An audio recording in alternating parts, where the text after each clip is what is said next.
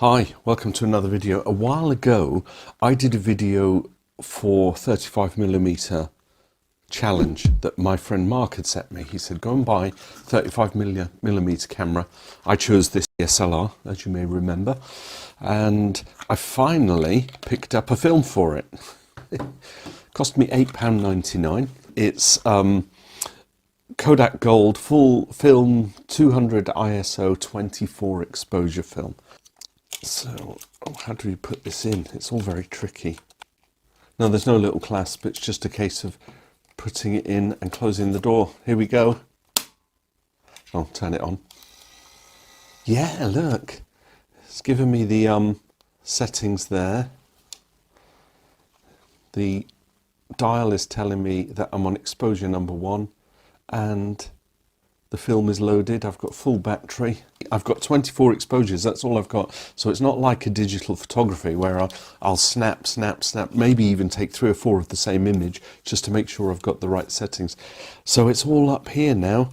I do have the dials, so I can go manual, aperture, shutter, program or priority mode. Well, I'm just going to have to regulate everything, aren't I? The challenge is accepted. Let's give Mark a ring, and as soon as he's free, I think we'll meet up and go out.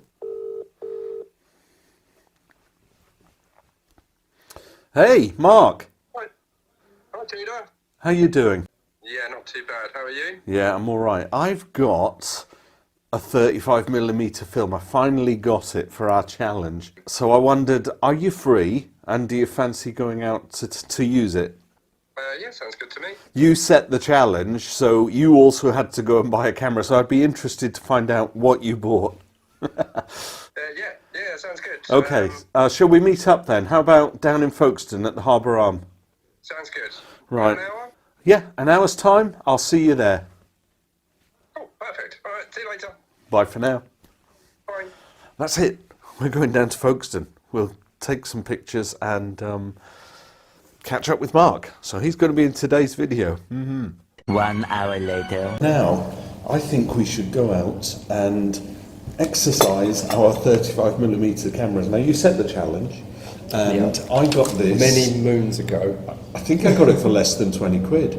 So you actually... It could have been 15, I can't remember, but yeah. So you did the challenge. you set the challenge of finding a camera. Yeah. For £20 or less. Yeah, £20 or less. Admittedly, it didn't have a lens, but I got it. I got my own lenses on it, so I'm good to go. Got it for 15 quid, I think. I went old school. So I think you're going to like this. I think I'll let you have a go. So I got, let's take it out of its case. I got a Yashica Electro 35 GTN. Okay. Wow. There we go. Check it out. So I went, as you know, rangefinder. I love a rangefinder. Okay. I've wanted one of these for ages, and so when I set the challenge, I thought, right, this is what I'm going to go shopping for. Not expecting to find one for under £20. Yeah. Which I didn't. Oh, okay. So I've won. You did win the challenge. And that concludes the video. It was still a bargain though, because Okay. they're normally sort of £50-ish plus. So what did you pay for it? 26 quid. Oh, well, that's not bad. Yeah. £6. So I did go over budget by £6, but as you can see, it is pretty spotless. And the lens interchangeable or not? No, fixed lens. So it's kind of halfway to a point and shoot, but it's not. It's aperture priority. Okay. So Fixed at aperture. You can't adjust the speed. no. So you change your aperture, and then it does the shutter speed for you. Oh, well, so it's kind of simple, yeah. isn't it? So it was kind of when electric cameras kind of kicked off. Aperture priority. So all I get is my focus and my aperture selection, and then it doesn't have a light meter. Yeah. It's got a bit of a weird feature. You might be able to see it on top. Right to the camera. There's two little lights. There's 2 little lights on top, and also in the viewfinder. and it tells you if you're under or overexposed, and you just change your aperture. Oh, okay. So there is a regulator that Yeah. lets you adjust. Yeah, which is So what you're not in the dark or in the blind taking images. You can still regulate. Exactly. So it'll come up in the viewfinder to which way to change your aperture, and then it selects the shutter speed for you. Well, I've got 24 exposure color, 200 ISO film. Yep. What are you going to put in here? Well, because it was kind of last minute, Yeah. and I'm really disorganised, I didn't have any film.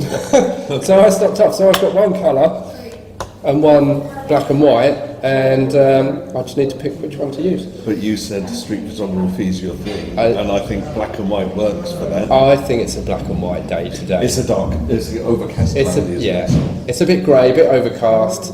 So I'm going to save my colour film because I never shoot colour. Okay. And we'll stick a roll of highly expensive Fomapan.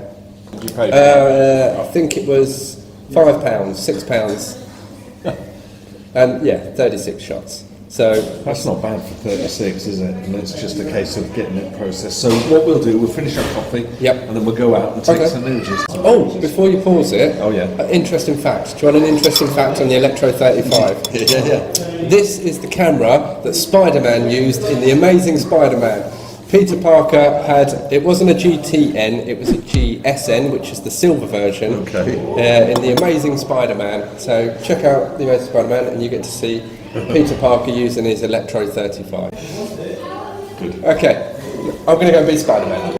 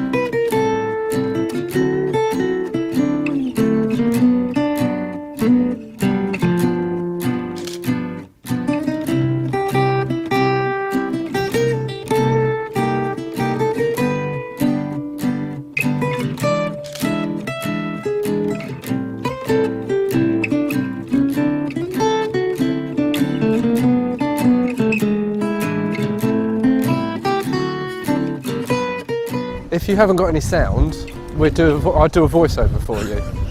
Okay. I think what we'll do is we'll stop the camera, Yep. we'll just take a whole bunch of pictures, and then we'll come back and conclude. Yeah, okay. Sounds good to me. Much later. So how did you find shooting that compared to your red camera? I felt I was limited because I knew I only had 24 exposures. Yeah. That's my limit. And as I said before, with the digital, I'll take 3 or 4 shots of the same image Yeah. just to get a different angle or a different bit of composition, maybe zoom in a bit, zoom out. And I felt I've only got 24. And you know what? I was up there taking shots and I would not have it in focus and I'm half clicking and I took the shot.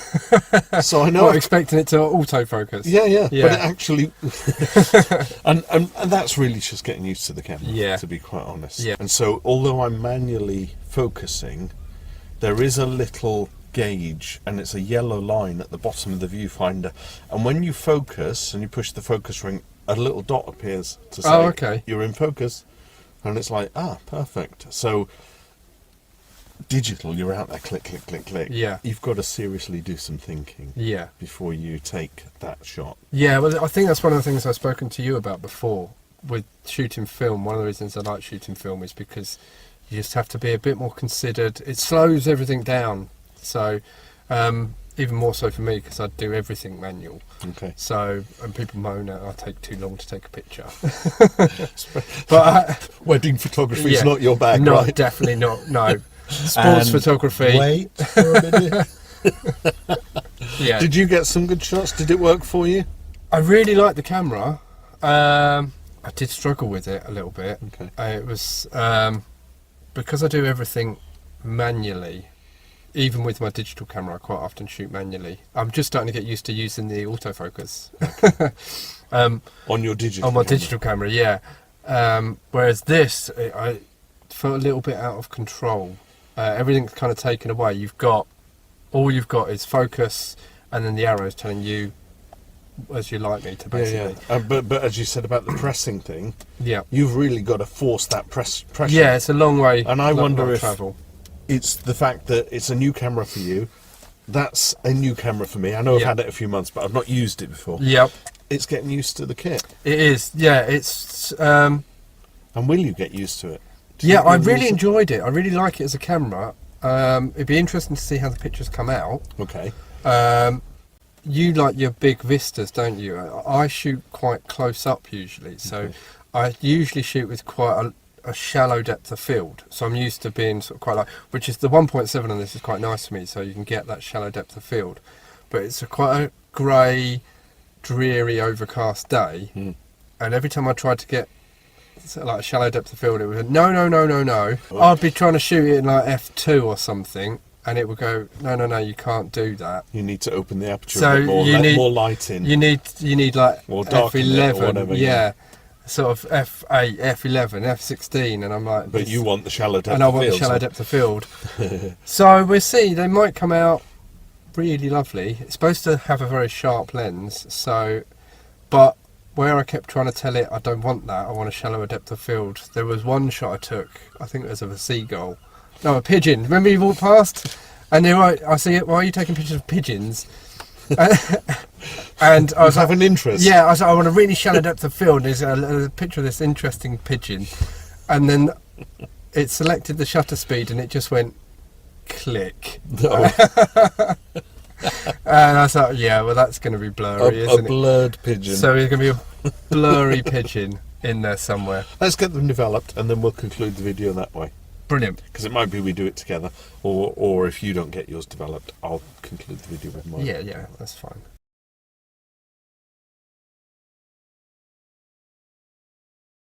Hi guys, so it's the next day after Tudor and I took our little adventure in Folkestone.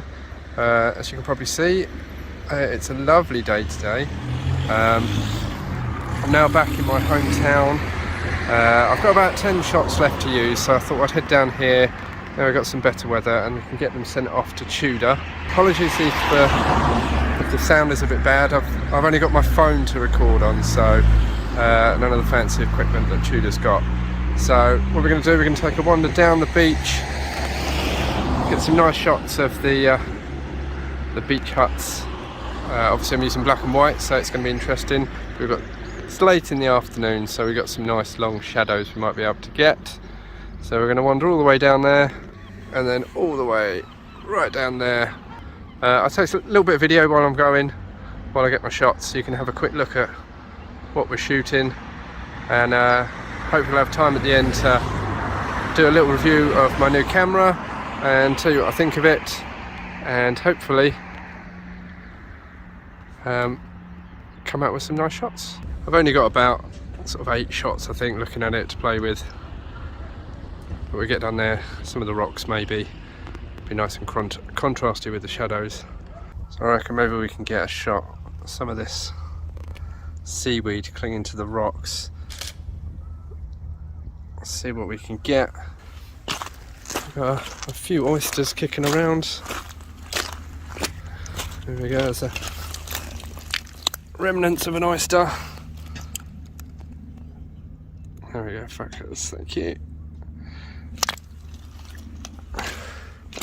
Lots of oyster shells left laying around. Maybe we can get some of this sun catching the back of these rocks. Oh, I don't know if you can see. That would make a nice shot, but I guess by the time I get my camera out, our little friend will be gone. Alright, so I'm a bit further down the beach now. It's an absolutely stunning evening, as you can see. Annoyingly, I've only got black and white film. Some of the colours are amazing. Don't know if you can pick it up on the phone. See if I can zoom in. There we go. Some dusky pinks and blues. Really is quite lovely. Finished the film. I was taking refuge in a little beach hut, just to give a little summary of what we've been doing. So the camera, I've been wanting one of these for quite a while now. There's been lots of lovely reviews about them, telling me how good the lens is, but I have to say I really struggled with it. Because it's semi-automatic, I felt like I didn't have much control. Now it's got quite a fast lens, so it's like a 1.7, 45mm 1.7, so it's quite a fast lens, but I couldn't get down to 1.7 because it kept telling me that the exposure wasn't right, so I had to keep increasing the f-stop. So most of the time I was shooting sort of f16, f11 or f8, otherwise it was telling me that it was just overexposing. So I felt the shutter speed was really slow at times. It certainly sounded really slow. So maybe it just needs a service, maybe I need to get used to it, but I am used to sort of fully manual. We'll wait and see what the pictures come out like. So yeah, is it a nice camera? It certainly looks lovely. I think it looks great. It's a very cool retro looking camera, like the Spider-Man thing. It's always cool, and it looks great on the shelf. Plus you can get it in silver.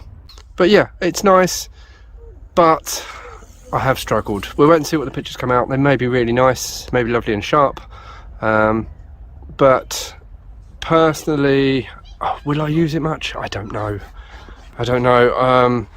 Compared to my Ricoh, which is again is a fixed lens rangefinder, which is the one that Tudor borrowed to do his first film photography video, that is so much nicer for me because I find it's fully manual, so I can use whatever settings I want and play around with it. This I just struggled with. I felt like I didn't have much control, so it was kind of felt like a halfway house between a point and shoot where you've got no control and it does everything for you, and a fully sort of manual like the Ricoh, but half the control taken away. So yeah, we'll see what the pictures come out like. So I'm on the fence, but it's a lovely camera. Hopefully it takes some nice pictures. I'm actually a little bit jealous of Tudor's camera. So yesterday I had a quick play around with it off camera, and had a look at it, and for £15, oh my god, it's a bargain. It was really, I don't really shoot SLRs or DSLRs, but it was just so nice. It felt comfortable. I loved the viewfinder. I liked the little dot to tell you when you're in focus, rather than the parallax lens. It was just, yeah, absolute bargain. So I'm a little bit jealous of that. May have to steal it. And if you got a slightly older lens and had autofocus on it as well, that would just be, wow, amazing. Yeah, really nice. Especially since it's not the sort of camera that I normally play with. So, yep. All in all, I think Tudor probably won the challenge. Yeah, getting so much. As much as I wanted the yashica for a long time now, I don't know if it's for me. We'll give it another go at some point, and hopefully it'll improve. If not, maybe I'll be stealing Tudors. Anyway, I'll leave you with that. I hope you enjoyed the video. I know yesterday was quite a drab, dreary day, but hopefully I got a couple of nice shots on this beautiful beach walk in the town where I live. Anyway, I'll pass you back to Tudor, and hopefully I'll give you a little review on his. That was an excellent review from Mark there. I was surprised that he didn't actually kind of get on with it, but then I also didn't get on with my camera because I've not used it out in the field. Now, he's sitting on the fence with his. What about me? Not a bad bit of kit for £18, to be quite honest. I think I was a bit sad or upset that my lens didn't work with it, you know, for autofocus. But other than that, I could manually focus and I could take some good pictures. Now, I have had the films back, and I got this crib sheet. You always get a crib sheet when you get the things. I'll put it on the screen. Now, the thing is, because I didn't have the correct lens, I got vignetting on all of my images bar 2, which was a real shame because it just means I've got to now edit these images and crop them to make them work. And the other thing was that you know, with my DSLR, there's so much power in this to do processing of the image as you take it. The camera does processing on it. So if I set the white balance, it does processing, you know, and that's not on the RAW, but just on the normal JPEG. But on this, there was no control, no white balance. So I got all these kind of sepia looking images. Now, it was cloudy and overcast, and I could have perhaps taken the ISO higher by having a 400 ISO film to compensate for the bleakness. So all in all, a fun exercise, but you know what? I don't think I'll be going backwards. It's kind of retro for me. It's like having a turntable to have your LP records play. It's like owning a classic car with windy windows, you know, and no power steering. Fun for a weekend, you know, take out on a Sunday for a drive. Fun on the turntable to spin an old record. But, you know, we're living in a modern age, and so modern technology dictates that we move forward. And my DSLR, 2012, yes, it's 24 megapixels, and it serves me so well. It's so damn fine camera, but it's already 10 years old. It's retro. So I need to actually upgrade this to get all the more modern technology and all the more modern things that a DSLR will offer.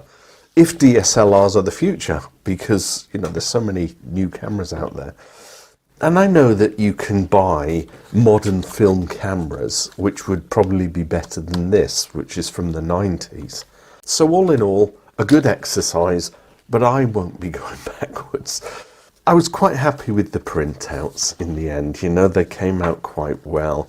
I was using the film up at the end just to get some shots, but they're very sharp, very clear, apart from a few, you know, where I was half clicking to try and get focus and it actually took the picture and I wasn't in focus, such as this one and this one. I think there was one more as well. There was the one I took of the concrete bollard things that wasn't particularly in focus, or was it? Yeah, it's not in focus, as you can see.